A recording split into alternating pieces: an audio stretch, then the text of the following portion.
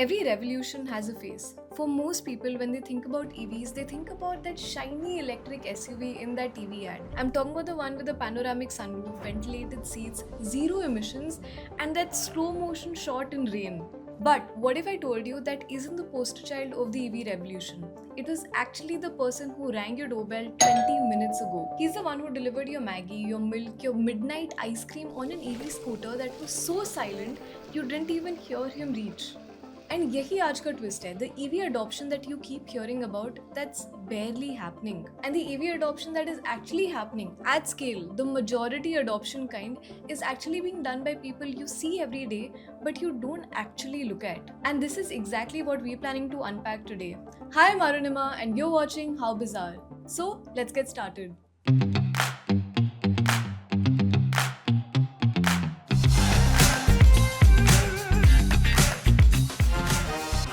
First, let's be fair, the hype has a solid foundation. FY26 was a record year. India sold 24.5 lakh EVs, up 25%, and EV penetration in total auto sales touched 8.27%. And here's what makes that number genuinely impressive. This growth came in a year when the government was removing the subsidies. They weren't adding them.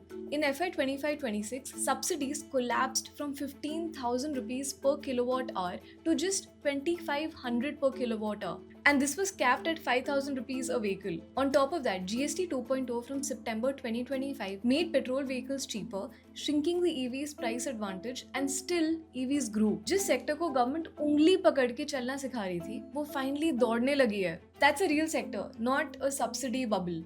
But wait, EVs have been on sale for 10 years now. Subsidies were way higher before. तो suddenly इस साल adoption growth क्यों हो गई? Well, in the last 2 years, हम Indians को दो धक्के लगे. One came from outside India and one was a very desi one. Dhakka number 1.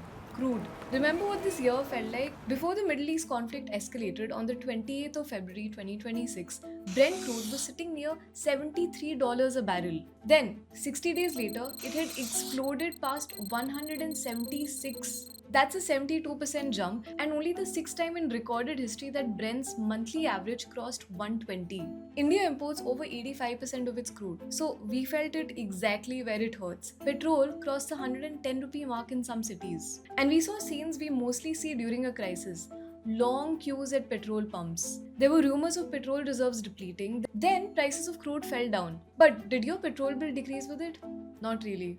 Because oil marketing companies and Indian government works on delayed price revisions. What that basically means in simple words is that take the elevator on the way up and then the stairs on the way down. And that asymmetry is exactly what taught the Indian consumer a big lesson that no EV advertisement ever could. The problem is that petrol is unpredictable. इस महीने 100, अगले महीने 115. Crude गिरे तो भी petrol नहीं गिरता. You can't build a monthly budget on a fuel that behaves like a small cap stock. The reaction was instant and global.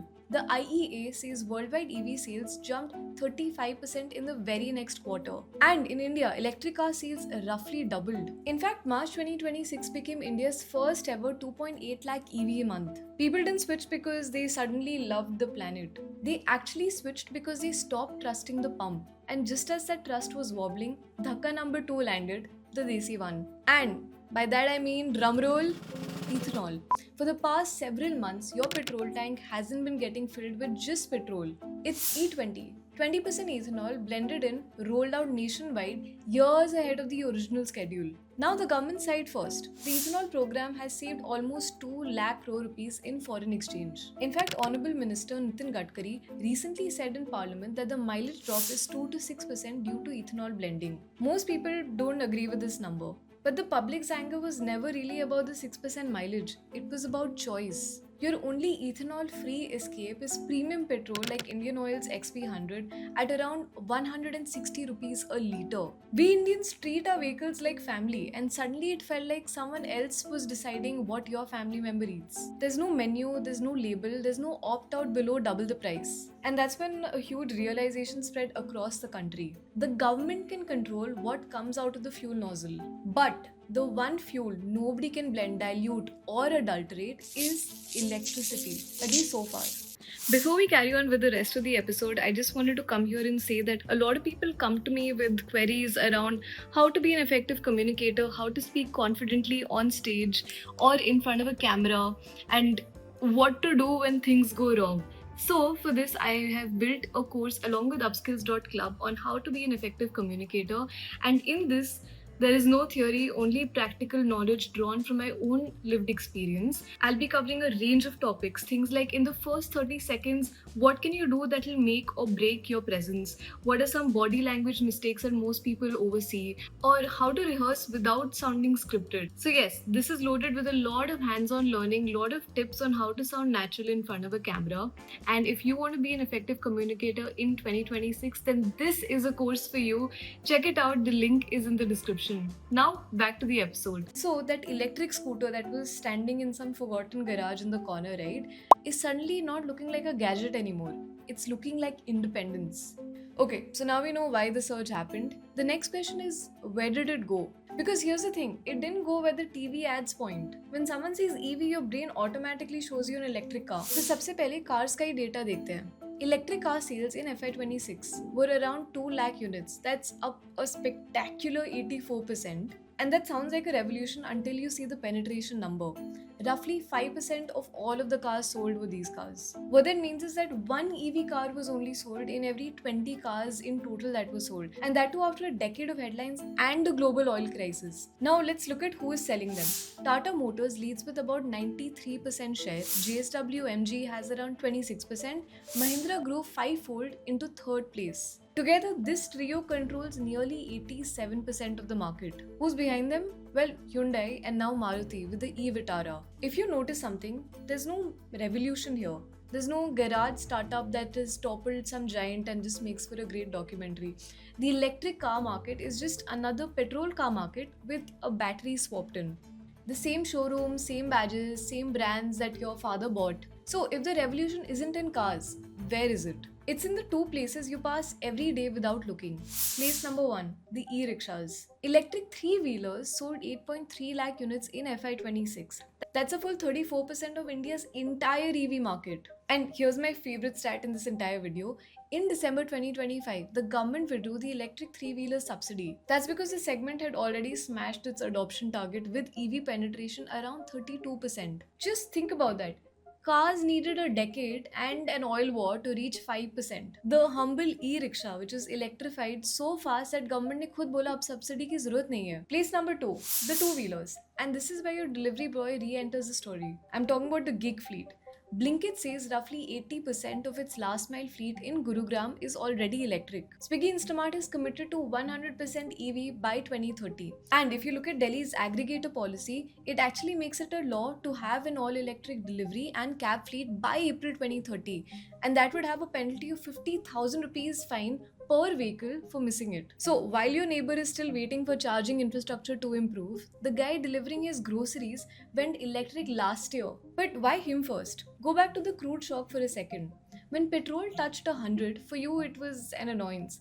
For a delivery rider doing 80 to 100 kilometers every single day, that was straight away a pay cut. If you take into stock his daily petrol consumption, that's roughly 2 liters, which means 200 plus rupees. The same distance on electricity, well, that's about 3 units of electricity, which is at 40 rupees at max. The fuel bill drops nearly 90%. And remember, many of these riders earn around 15 to 16,000 rupees a month. And this customer base is exploding. Niti Aayog pegs India's gig workforce at about 1 crore in 2024-25, heading to 2.35 crores by 2029-2030. 2.35 crore people for whom a vehicle is not a lifestyle statement. It's a factory machine on wheels. And this is what brings us to the actual battlefield, the electric two-wheeler market. Because EV scooter is not one market, it's a 3-story building. Let me walk you through it floor by floor because each floor has completely different economics. And in that completely different company names. Some of these names are so new that I guarantee you haven't heard of half of them. 5 years ago, several of them didn't even exist. So let me give some context first. Electric two-wheeler sales hit 14 lakh units in FY26. That's up 22%, the single largest chunk of India's EV market. And by June 2026, electric was 10.6% of all two-wheeler retail. That's 1 in 10. double than that of four-wheelers. Now let's enter the two-wheeler EV building. The ground floor are the workhorses, which are the gig machines. These are scooters you will never see in an Instagram reel. They don't have any touchscreen, no hyper mode. There's no top speed of any cycle with ambition. It's deliberately boring and deliberately cheap because it's built like a tiffin box. Their basic job is to run 12 hours a day and get handed to a different rider tomorrow morning. Meet Bars Bikes. This was founded in 2019 by IIT Delhi alumni. It doesn't sell scooters to gig workers, it rents them at around 5,000 rupees a month. This includes battery swaps. The battery isn't even attached to the deal. It lives in Bars' own swapping stations, and riders working for Zepto, Zomato, Swiggy and Amazon, they just swap and go. Next, meet Yulu. Actually, you've probably already met Yulu if you live in metro cities. Those blue bikes that you stop noticing at every metro station. They have over 30,000 EVs. And here's the stat that flips your mental image completely. 90% of Yulu's revenue comes from goods delivery, not joyrides. I'm talking about riders doing Instamart, Zepto and Blinkit orders, and that fleet tripled in 2 years. Next meet Zip Electric, which doesn't even make scooters. It's EVs as a service. It's a fleet of 20,000 plus vehicles growing towards 26,700 by March 2026, and that too rented to riders who deliver for Zepto, Blinkit, Zomato and Porter.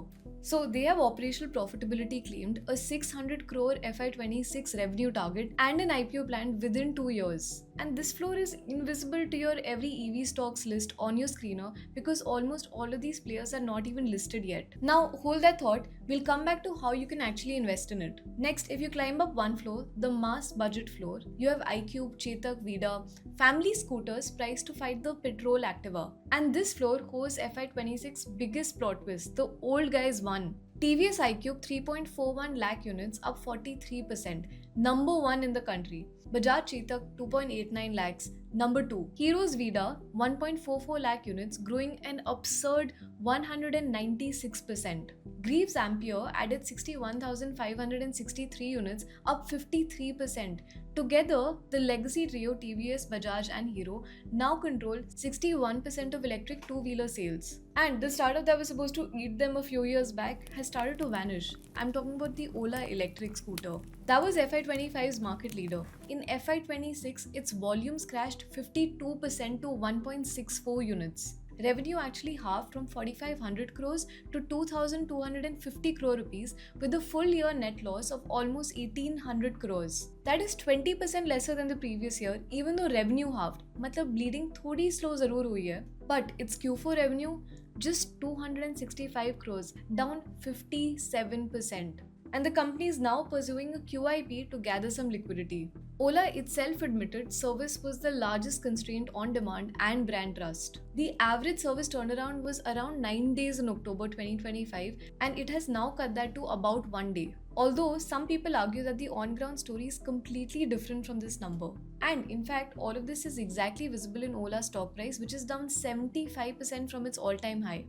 So the lesson to note is, in two-wheelers, the product wins you the first sale. The service network wins you the market. Scooter bike hai showroom mein, brand banta hai workshop mein. And now the top floor, the penthouse, where an electric two-wheeler stops being just a transport and it actually becomes an entire experience. Ather is the bridge between the second floor and the penthouse. Ather was founded by two IITians 13 years ago, and currently they have the 450 model, which was the original, it's not a scooter, it's an iPhone on wheels machine. But Ather's FY26 breakout actually came from taking the stairs down. I'm talking about the Rista family scooter. That unlocked the mass market, and Ather grew 82% to 2.39 lakh units. And that's how it became India's number 3 in two-wheeler EV market share.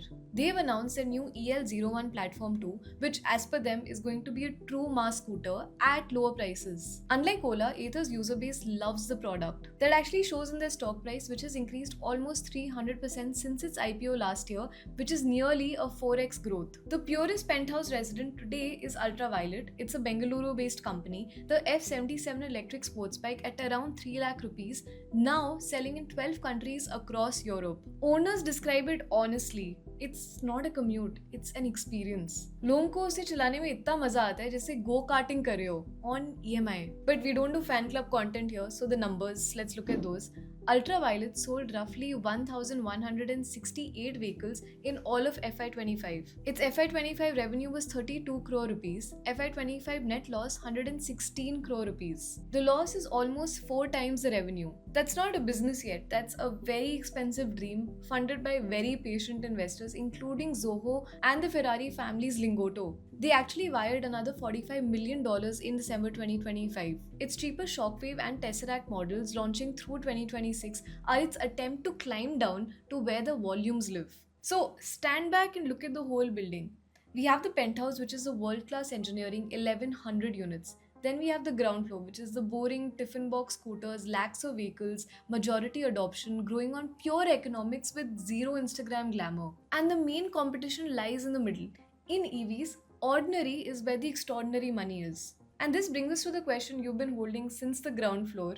You're probably thinking, Arunima, ये Baz, Yulu, Zip, Ultraviolet, ये सब तो unlisted players हैं. मैं इसमें कैसे invest करूँ? And no, I'm not going to be telling you to share unlisted shares on some grey market app. That's basically a wild west situation with no referee. But here's a beautiful part. Almost every one of these unlisted disruptors has a listed landlord. The smart money already bought the building, and the building trades on the NSE. Door number 1.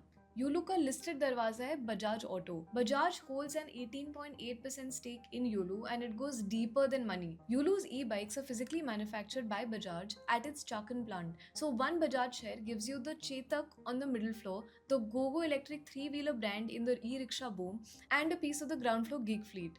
3 manzil, 1 ticket. Door number 2. Ather. It's listed itself and Hero MotoCorp owns the biggest chunk. Ather's FY26 was the anti-Ola. Revenue went up 63% to 3,672 crore rupees. Net loss cut from 812 to 517 crores. Q4 EBITDA margin at just minus 2.5%. That's knocking on profitability's door. And Hero, which holds 29.48%, is pumping in another 960 crore rupees via warrants to take that to 30.68. Hero in fact booked a 722 crore rupee gain from Ather's IPO, which lifted its own quarterly profit 65%. So Hero is the hedge for the EV stocks, India's biggest petrol two-wheeler cash machine, plus Vida growing 196%, plus a 30% slice of Ather. Though this door has one obvious warning label that at these prices, even one soft quarter can actually negatively impact Ather's stock price in a massive way. And this Tiger Global, which was an early backer, it sold its entire stake, which is around 620 crore rupees in November 2025. I know that a smart money exit isn't a verdict, but it does raise eyebrows. Door number 3. Ultraviolet ka listed door is TVS Motors. TVS was Ultraviolet's earliest institutional backer. They've been investing since 2017 and at one point holding as much as 30%. So TVS has a double role, the number 1 e-scooter maker today with a ticket on premium e-motorcycles tomorrow. Or Zip, uska darwaza abhi ban raha hai. It's openly preparing for an IPO within the next couple of years. So do keep an eye on it. When the DRHP drops, you'll understand the business better and the anchor investors. So now we know don't buy unlisted doesn't mean miss the story. It just means enter through the front door, which is guarded by SEBI. And here's your permanent 6-point checklist. Please make sure you screenshot this so that you can come back to it in future. 1. Penetration ka hai? Cars at 5%, two-wheelers at 10% of monthly sales. Three-wheelers past 32%. Money flows where adoption is fastest, not where the ads are the loudest. 2. Customer kaun hai? A commuter buys on emotion, just once in 7 years. A fleet buys on a spreadsheet, every quarter. A B2B fleet demand is the EV version of the reorder test. 3. Service network hai ya nahi? Ola's FY26 proved that a scooter without a workshop is just a liability with a touchscreen. 4. If subsidy gets removed, does the business sustain? Incentives have already been slashed to a fraction of previous levels. Think about it like this. Companies that are growing through that entire cut of subsidies, right? They are like climate. Whereas companies that grow just because of the subsidies, think about them like weather. 5. China check. Does that sound familiar from the drone video? In August 2025, a rare earth magnet shortage actually reshuffled India's EV sales table mid-year. So cells, magnets, controllers, the raw material supplier hasn't changed. Her company से आप पूछना, आप manufacturer हो या assembler हो, 6. Volumes versus vanity. A 276% stock return and a minus 2.5% EBITDA margin can coexist in the same company. The theme is real and every EV stock deserves its valuation are two very different sentences. And before you close this video, none of this is investment advice. This is not a buy sell recommendation at all. So before you put in even a single rupee into the market, please talk to a SEBI registered advisor and do your own research. Now, let me leave you with one last thought, and this one isn't about money at all. Look at everything we covered today. We switched to EVs when crude hit 126 and the pumps grew queues. We also switched when ethanol showed up uninvited in our tanks. The delivery rider switched when his petrol bill was eating his salary. Notice what's missing from every single one of these reasons. The Earth. We are standing on a visibly warming planet, running our lives on fuel that is finite, and it's a fuel we dig out of the ground. We burn into our children's hair and then fight wars over it when it runs short. And the cleaner alternative is no longer science. It's actually parked right outside. It's cheaper to run. In fact, 14 lakh Indians bought one last year. So here's a question, the one I genuinely can't answer for you. If switching from a limited, pollution-heavy fuel to a greener one is no longer a sacrifice, it's no longer even expensive, then is it still just a consumer choice, or has it quietly become a moral obligation, something we simply owe to the only planet that has ever tolerated us? Think about it. See you in the next video. Until then, stay curious.